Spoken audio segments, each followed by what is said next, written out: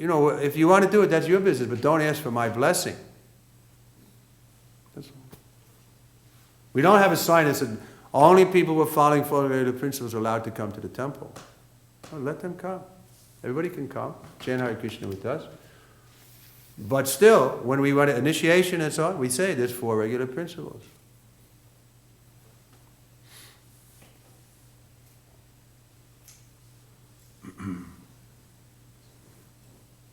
So Prabhupada wasn't cruel to these people. But he was letting them know the actual reality, that this activity will bind you. You'll become attached to it. You'll want to have it, and with that attachment, you'll have even up to the time of death. How do you get free from that? The only way, you have to get a higher taste. That's why Prabhupada didn't ban them or something. Come and do the kirtan, meet Krishna, and then you can give up sex life altogether. That was that's our philosophy. But still, it's a little difficult for them. More difficult. Why is it more difficult? Because they're in a brahmachari ashram. They're mixing with other young men, and it's like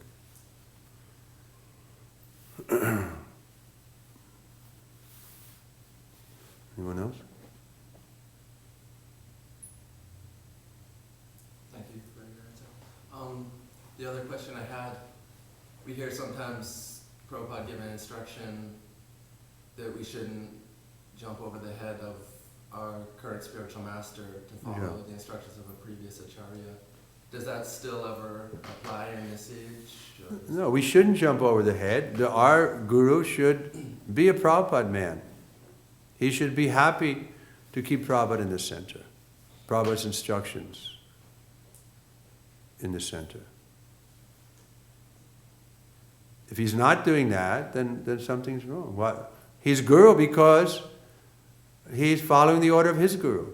Why is one a guru? Because he's in the parampara, means he's representing disciplic succession. So if one is claiming to be ISKCON guru, but he's not following Prabhupada, then what kind of guru is he?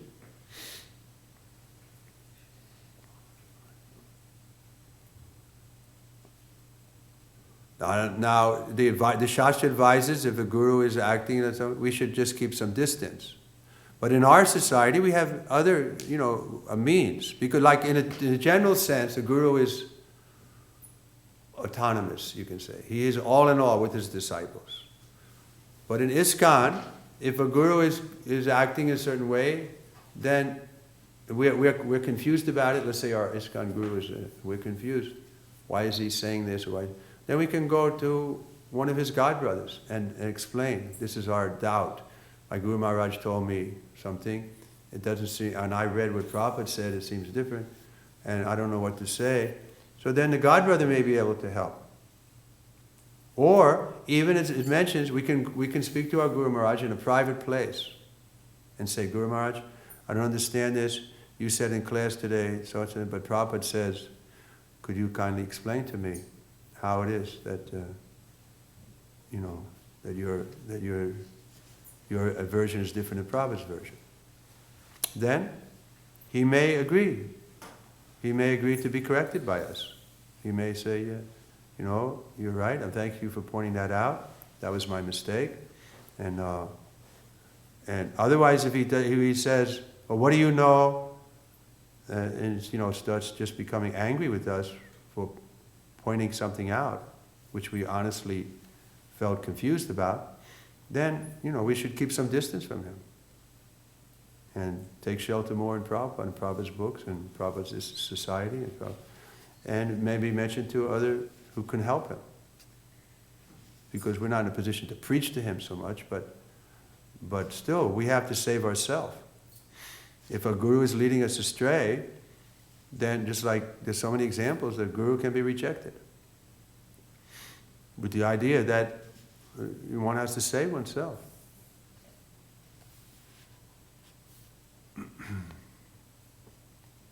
So we're not encouraging one to reject his guru, but there is different recourses. That's one of the advantages of being in ISKCON.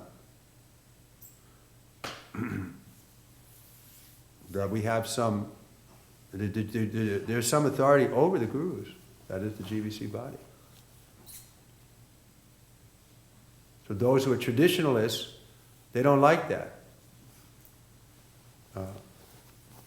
That the GBC has the power to sanction who is guru, who is not guru. Even they removed the guru not too long ago.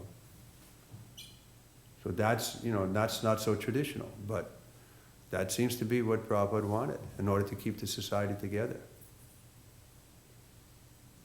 Otherwise, every guru is going to have his own branch. Okay? Anyone else?